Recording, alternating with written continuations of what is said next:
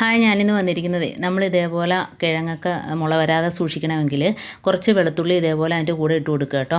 അപ്പം കിഴങ്ങ് ഒട്ടും ചീത്തയാവത്തുമില്ല.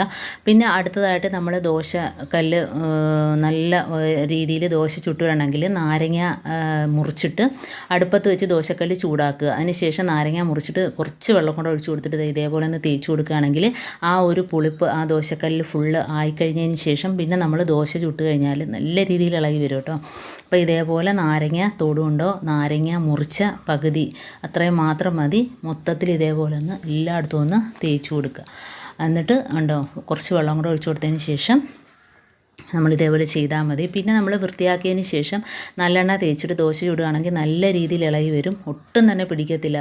കണ്ടോ, ആ സൈഡിലത്തെ ഇരുമ്പിൻ്റെ കറയെല്ലാം പോയിട്ട് ദോശ കല്ല് നല്ല രീതിയിൽ ക്ലീനായിട്ട് കിട്ടിയിട്ടുണ്ട്. അപ്പോൾ ഫുൾ വീഡിയോ ചാനലിലുണ്ട്, ആവശ്യമുള്ളവരെ കാണുക.